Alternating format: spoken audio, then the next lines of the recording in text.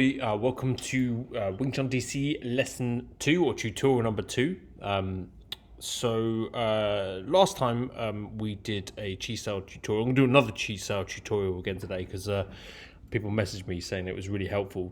So I figured I'd do another one and go over some mistakes that I am making in this particular session.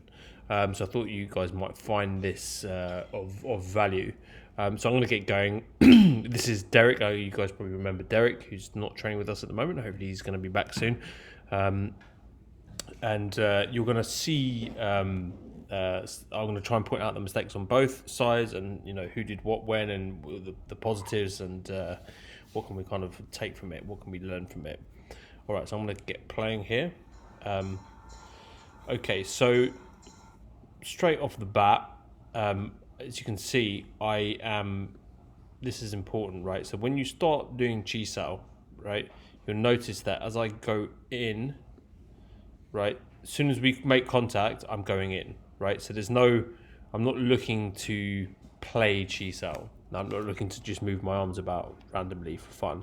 I'm actually looking to make contact with anything that he gives me, right? So he puts his arms out, I'll make contact with that. If his arms aren't there, I'll make contact with his body and start pushing him back. Or in a real life or in a real situation, it would actually be a punch. So again, that contact point is important, right? So if you watch this again, we make contact and I go straight in and move him back. And because Derek was kind of looking to, if you see what Derek does, right? He puts his hand out, but he's not trying to push me backwards. So when we meet and I try to put force on him, he's going to go back, right? So right now, Derek is trying to stop my hands as opposed to my forward pressure. He's trying to deal with the arms. So this is a mistake. Anytime you start dealing with an incoming attack by trying to deal with the hands, unless you're extremely strong and big, it's extremely difficult to deal with that.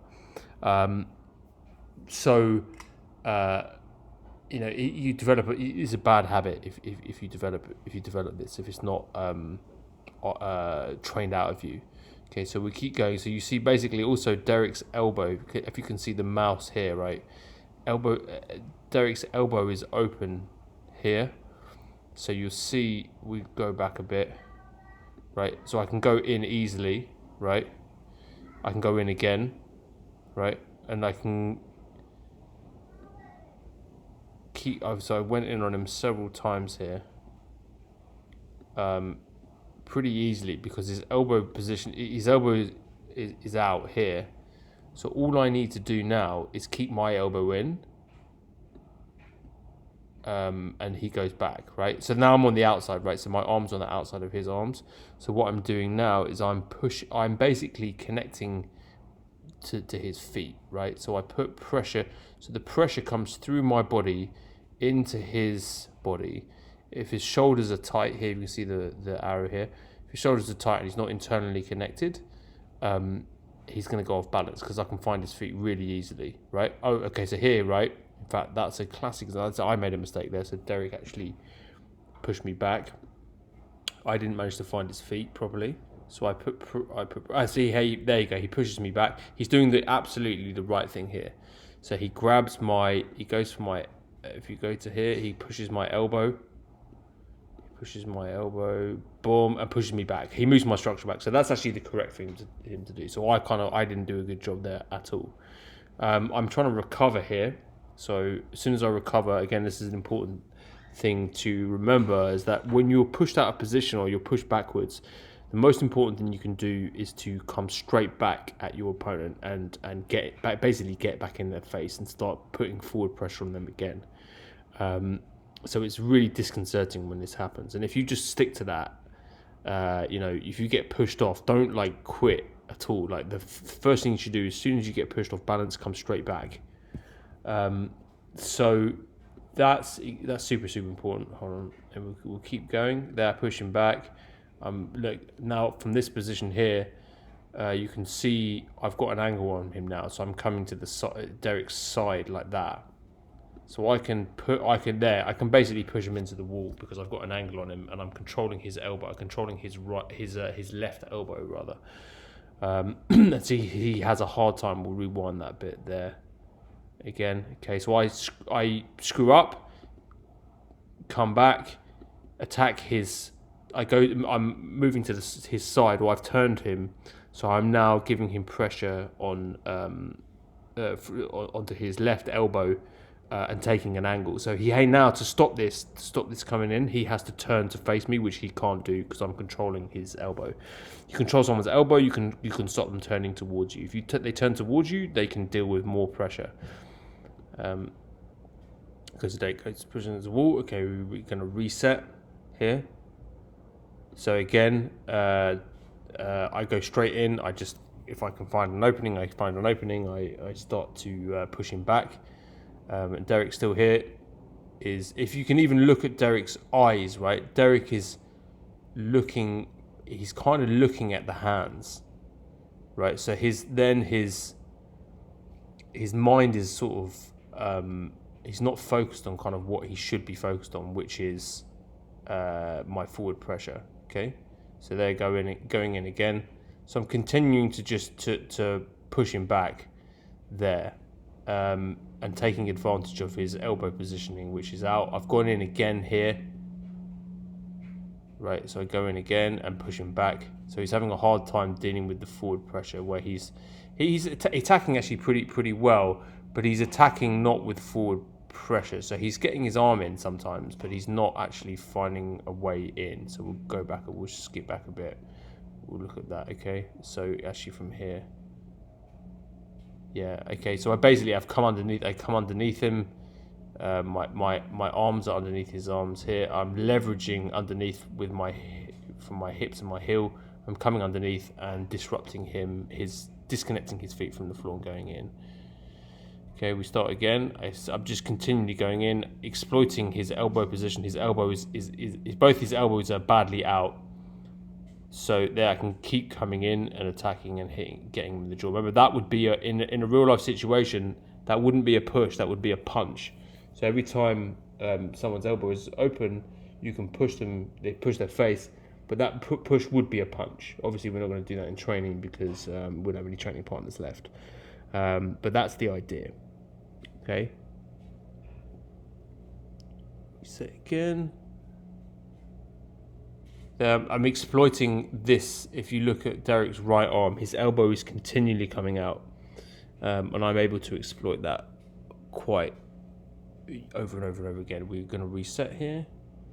Look, so I can come in with my left very easily, and when he's dealing with that pressure, he's dealing with me coming in a lot on him by using his arms, his shoulders to try and stop the pressure. And when he does that, I'm able to disconnect him from the floor. I'm able to use my frame to disconnect him. So he kind of cascades. It gets worse and worse and worse because you can't stop the hands coming in.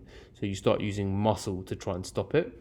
But once you start using muscle, you're in a much worse. You can't fight structure with muscle. So he's getting attacked on two fronts. First of all, my arms are coming in, and I'm pushing him back. I'm getting in on him, and also when he tries to resist it, it gets worse, and he gets driven back. So he continue being driven back here. So look, I'm offering him there to come in, and he doesn't take the opportunity here. So look, see how my arm comes down. I'm actually offering him. I say, look, come in, there, right?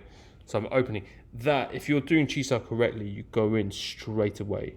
Right, so what Derek should have done is with his right arm, literally gone in, hit my chest or hit my head or whatever, or push me back, but he doesn't. So I'm offering him a kind of a free shot, but he's not taking that free shot, which is not good because that means he's got the wrong, conceptually speaking, he's not. He's kind of missing the point of what Chi Sao should be about, which is driving somebody backwards, putting pressure on them all the time.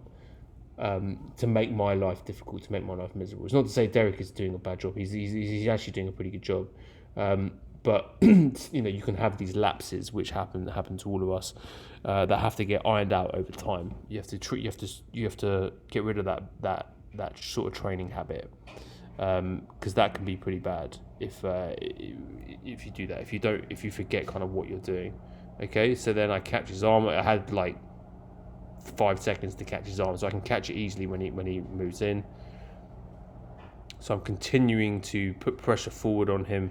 He's trying to deal with the hands. I put force into his musculature. Musculature. He's a very strong guy, Derek. He's extremely strong. So if I try to match strength, muscle to muscle with him, I'm not going to come off on top here. If I try to fight if he tries to grip my arm and I try to grip him back to stop him from, pushing me, you'd see a very different outcome here, and I'd be getting pushed back. So obviously I cannot use muscle against Derek here because it won't work. I have to use leverage. I have to use my body frame, and I have to use intelligent kind of soft. I used to have to use kind of soft power here.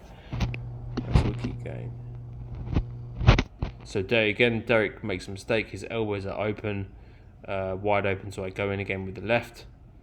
Come under, and every time I go in, I'm going to move him back. Okay. Going in again and again. So I'm constantly moving forward. Derek does a good job there. Actually, he halts the forward pressure momentarily. That's good. That's what he should be doing. So as I'm coming in, easy, everything's my life. And then he pushes me back. So that's what you want to be doing. When you're training, you want to be able to do that. You want to be able to basically, even if you're kind of losing the Chi Sao game, if you can make life difficult for your partner, that's a sign of progress. So he managed to halt my onward attack, my forward attack. So that's excellent. And that gives me pause. And every time I pause, I have to, there's a moment when I'm not attacking him, and that's a moment when he can attack me. But what I do here is I basically try to reset as fast as possible and get back to coming in on him. Okay, we'll keep going.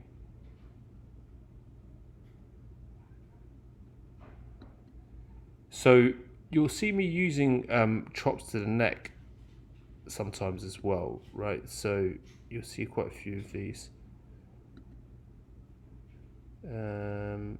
There, chops to the neck, and then I push them into the wall. But so those chops to the neck that you see, I used to be kind of against doing those chops to the neck because I feel that it's harder to generate power that way, and it's also harder to move someone around. But I've kind of changed my thinking on that now.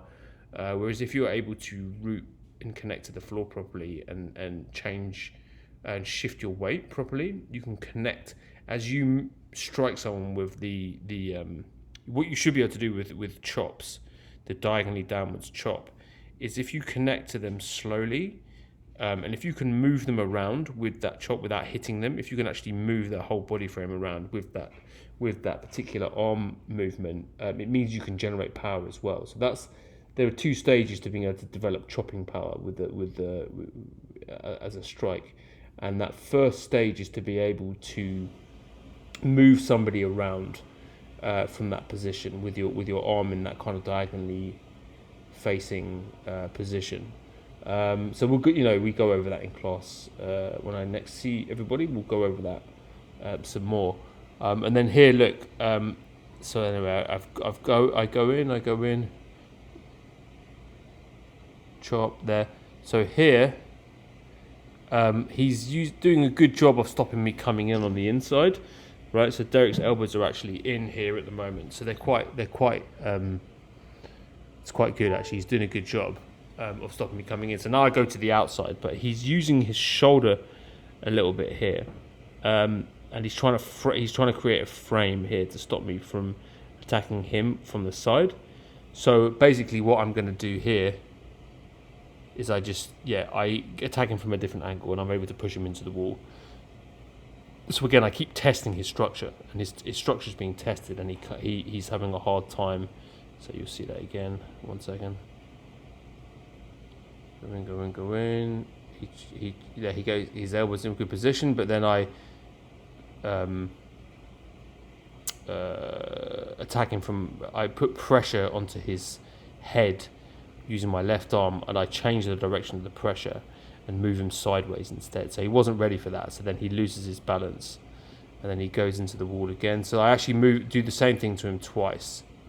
So I'll go back there, and you'll watch me do it twice, right?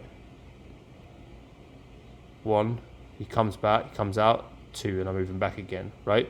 So that's why I'm basically, as I put pressure on him with my left side into his face here, I'm actually, the force of my pressure is actually going down like that.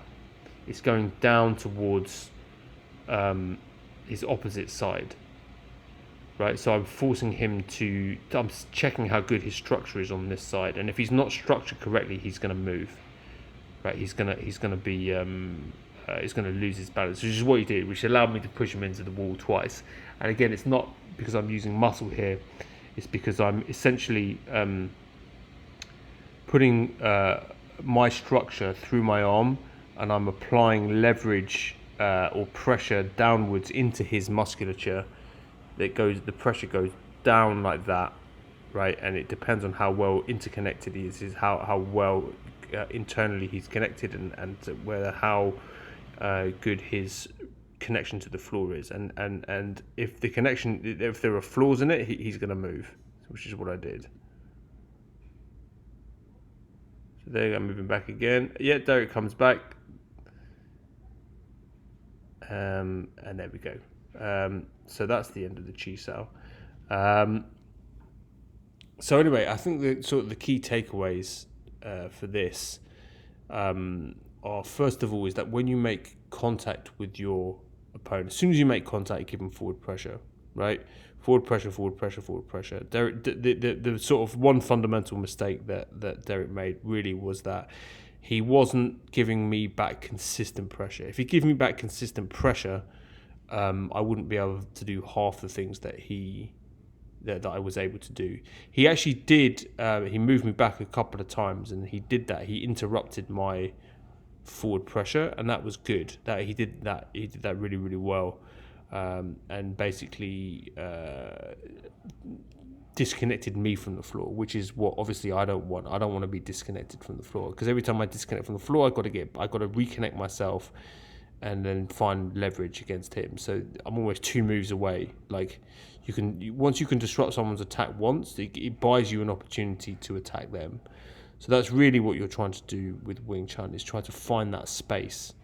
You try to buy yourself time by giving the other person forward pressure. So, the saying is that a good attack is your best defense, and that's the case in Wing Chun.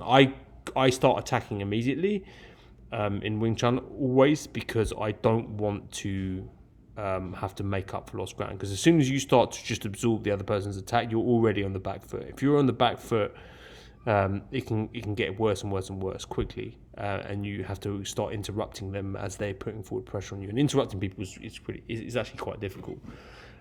So I try not to even get to that position. I try to just start interrupting them I just put them on the back foot straight away, so that I don't even need to I don't need to bother stopping an attack, because they're not even attacking me. They're just too busy defending. So once you've got the other person defending, then you can start varying up your attacks and making them think. And the more ways that you can attack someone, the more they have to think about it. The more they have to think about it, the more they're going to get driven back. Also elbows. Keep your elbows in Wing Chun range. Elbows stay in. You leave yourself open to all sorts of unnecessary attacks if your elbows are out all the time. There is a way of doing it without your elbows staying in all the time, but that requires you to have a much better understanding of what's the word? Sticky hands. When you're sticking to someone. If you're sticking to someone correctly, you can send force through their structure without having your elbows in. But that takes a bit more work to do. But we'll cover that in another video. Anyway, I hope that was useful for everybody, and we'll see you for the next session. Thanks, everyone.